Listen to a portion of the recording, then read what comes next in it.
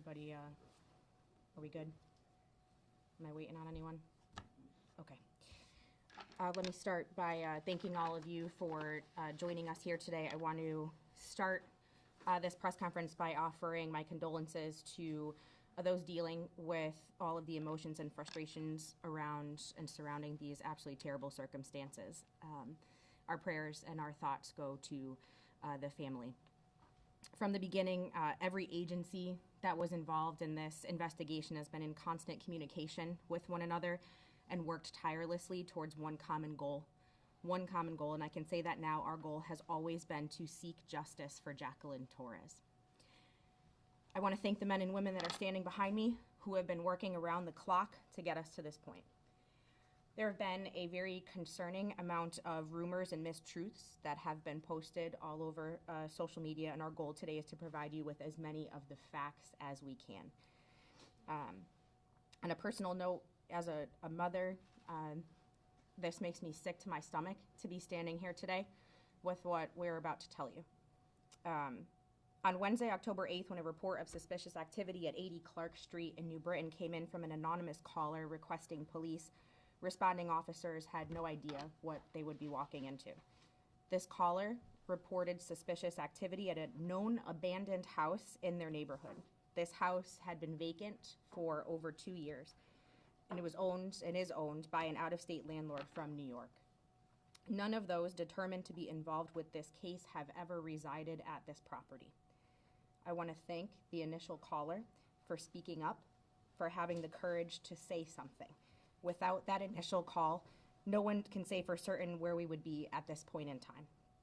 I want to welcome to the podium the Farmington Town Council Chair, Joe Capodeferro, to offer a few words.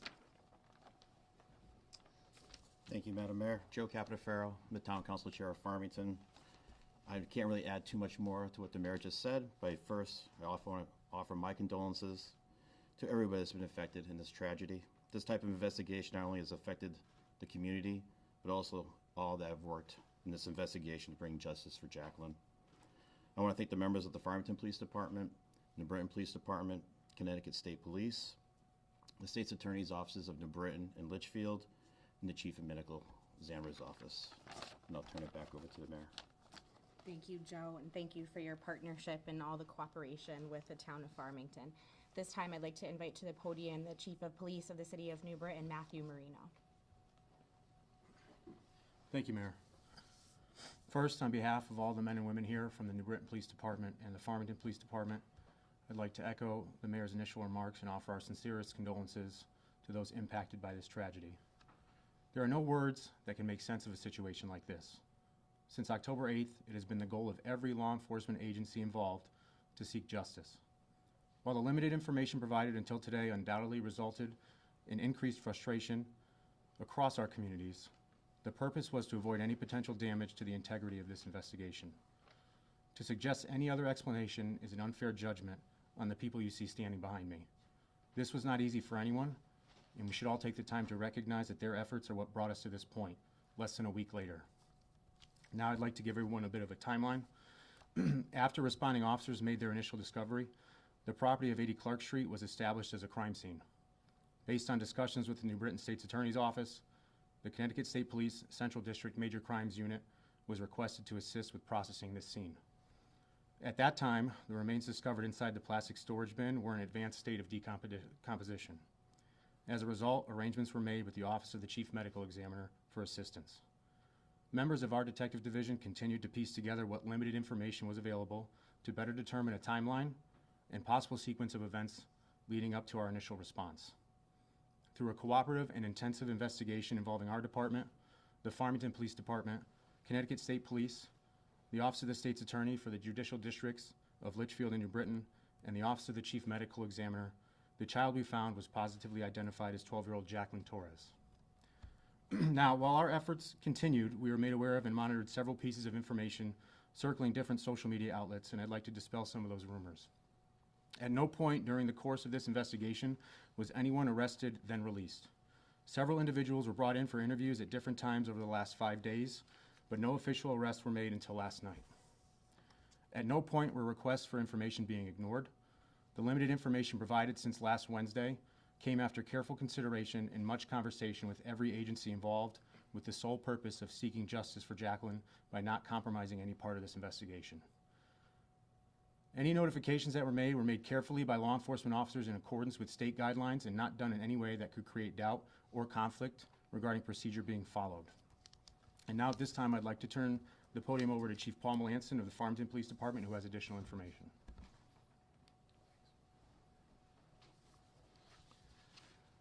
Thank you. Investigators from the Farmington Police Department, with the assistance from the New Britain Police Department, have determined that Jacqueline likely died in the fall of 2024 while her family was still residing in Farmington. Evidence indicates that Jacqueline was the victim of prolonged physical abuse and malnourishment prior to her death. It is also believed that following her death, Jacqueline's body was kept in the family's basement and subsequently moved when the family relocated from Farmington in March of 2025. As a result of our investigation, 2 individuals have been taken into custody in connection with Jacqueline's death. Jacqueline's mother, Carla Garcia, was located last night by members of the Farmington and New Britain Police Departments and arrested on the strength of an arrest warrant charging her with Connecticut General Statute 53A-54B, which is murder with special circumstances, along with several other additional charges. Carla's sister, Jacqueline Garcia, was also arrested and charged with Connecticut General Statute 53-20, cruelty to persons under 19 years of age, along with other related charges. Jonathan Nanita, Carla's boyfriend, has an active arrest warrant, which is also charging him with 53A-54B murder with special circumstances, amongst other charges. Additionally, the New Britain Police Department also has obtained an arrest warrant charging Jonathan with 53A-155 tampering with physical evidence for actions taken leading up to the initial police response to 80 Clark Street and the subsequent discovery in the rear yard. A complete list of charges for each of the individuals will be made available at the end of the remarks. But out of respect for all those affected and to ensure the integrity, like Chief Marino had said, of the ongoing investigation, we will not be releasing further details at this time. This case is a deeply heartbreaking and disturbing case. Our detectives, with our local and state partners, have worked tirelessly to uncover the truth and to bring justice for Jacqueline. No child should ever have to endure such suffering. On behalf of the New Britain and Farmington Police Departments, we extend our deepest condolences to all who have been affected by this tragedy. Thank you, Chief. Today is about providing the facts that we have available from here. The court system will take it and prosecute to the highest extent of the law. I'd like to again send our deepest condolences to the family and friends of Jacqueline Torres, and I would like to open it up for questions now. Can you tell us the bonds on the individuals? $5 million. For 2 already?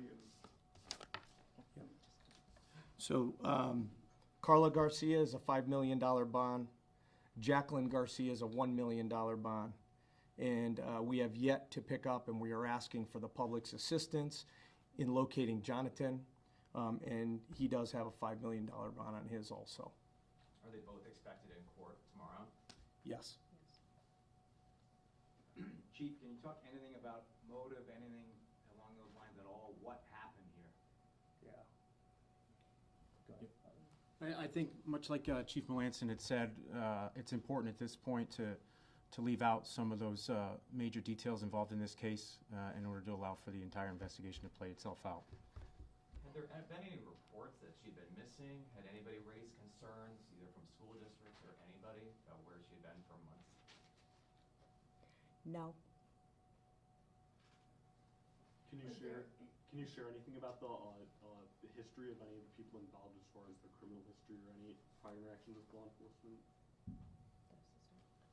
Yeah, we don't have many details at this time. I know that there are reports that have been circling involving some of their criminal histories. We do have limited involvement with each of the people that are involved. Some of it dates back a couple years, some more recent. I can tell you that the most recent interaction we have was a simple motor vehicle stop that resulted in an infraction, but there was not much more than that. Can you tell us if DCF, do you know if DCF was called prior to any of this? Did they have a case with them? Did you want to take that one, Mayor? I know you can't give details, but does DCF, did they have a case prior, Yep, DCF was involved. prior to this going on? They did have Yep. involvement with the family. Yes. Is there a second child involved? Probably the sister. Maybe we could talk about this. As far as this investigation is concerned, there's no other reports involving any of the other children that are involved. Are any other children safe, from this family? Yeah, during our investigation, contact was made and all of the other children were determined to be safe. Can one of the chiefs talk about the toll this takes on the men and women dealing with this kind of a case and what you found? So, I mean, obviously, we handle many types of crimes in our line of work. The ones with kids are probably the most difficult, and obviously, the people standing behind me have been working since this call came in nonstop, 24/7. So it takes a toll mentally, physically, and it's very difficult for us to contemplate how this can happen in a civilized society like ours. So 35 years, this is probably one of the worst cases that we've had to, I think the facts that you have, that she probably died a long time ago and was stowed away is probably enough to show you what we are dealing with here. So yes, no, very, very difficult on everybody handling these cases. Has the report come back from the medical examiner's office in terms of cause and manner? No, so we currently have just a verbal right now, but obviously any official report will wait for toxicology results and other sorts of things. So we won't have any reports from the medical examiner for a short period of time other than their verbal report to the detectives. And I won't get too far into it. We have sealed the warrants because we are asking anybody who has any other information. People have called since this has been publicized, and we're really asking for anybody else who has any information to come forward and contact either the New Britain or Farmington Police Department, whoever you're comfortable contacting. We are working hand in hand, and everybody had said it. You know, our goal from the start of this was to bring justice for whoever murdered Jacqueline, and that's what we think that we have started to do last night by taking 2 into custody. But this doesn't end here, right? Like any investigation like this, this will go on and on for the days, months, and actually years to come. So we will still continue to look up any lead that we can, but we really do need anybody who has any information about this to please contact one of the police departments, which is why we do not want to release too many details, because we are looking for people to come forward who have some firsthand information on it. I know you're working at a time, and do we know exactly when was the girl brought to this abandoned location, or if that could be said? No, not specifically. We do have, like the mayor touched on, the initial caller that called in. Those are circumstances and details that are a part of the overall investigation. Again, we thank that caller for coming forward. It took a lot of courage to do that based on what we've learned since our initial response. But like Chief Melanson has said, a lot of those finer details are going to remain with the case while the court process plays itself out. Are you able to clarify who allegedly killed her and who then allegedly moved the body then to New Britain?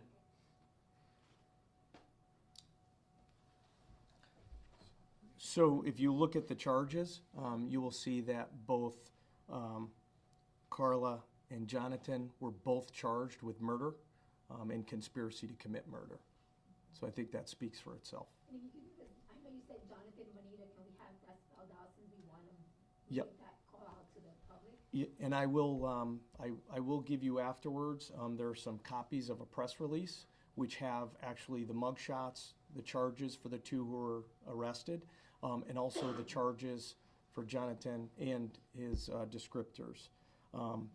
But it's Jonatan, and the last name is Nanita. Does anyone know when the last time she was seen or at school?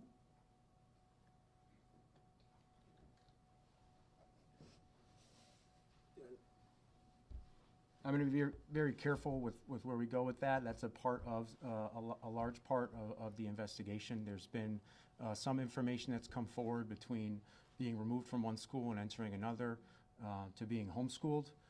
So I don't have the absolute specifics on that, but a lot of those finer details have come from the investigative steps taken by the men and women behind me and are a part of both affidavits that were presented to the state's attorney's office and a judge. So at some point, somebody indicated they were homeschooling. this Correct. child. Now, you also mentioned in March of 2025, the family moved, so the remains were moved. Where did they move to? Do we know what town? Again, that's also a part of this large-scale investigation that we'd like to keep those details a part of the affidavits. Again, touching on what Chief Melanson touched on, paying attention to the charges and the additional arrest warrant that we have for Jonathan Nanita. He was charged with tampering with evidence, which involves a large part of what you were asking. You did say two were arrested yesterday. What was the state of the mom? Was she surprised that she found, was she? Both were taken into custody without incident. There were additional interviews that took place, and then they were turned over to the Farmington Police Department, and they are expected in court tomorrow. Which court? This court? Here in Litchfield? Litchfield. Litchfield. So recently, as of October 1st, Farmington has fallen under the Litchfield Court District. So that's why we said we were working with the New Britain, obviously for what had transpired here.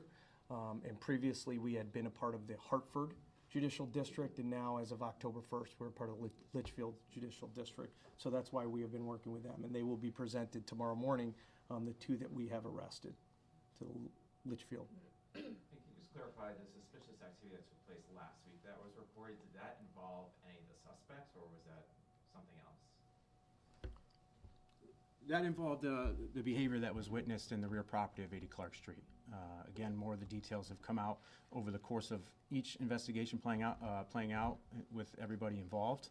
But the initial reports were that someone was in the rear of the property dropping off items to include that storage bin. Was there any sort, we know she probably had physical abuse, malnutrition. Was there any sort of mutilation or anything to the body? Not that we're aware of, no. Lisa, just to answer the question you had about the school, just more directly, the last known registered schooling that she had was homeschool.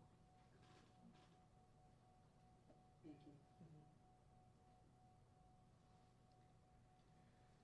Any kind of reason so far as why, this property in particular was chosen to discard the remains? Abandoned. There's no connection. The property has no connection. We would presume that just, it was a known abandoned property in the neighborhood. And the property owner is a absentee landlord from New York. So the implication here is that he was dropping off this container the other day and somebody reported it?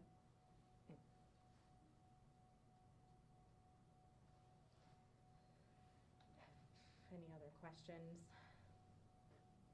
Thank you all. I'm sure there will be plenty more information to come.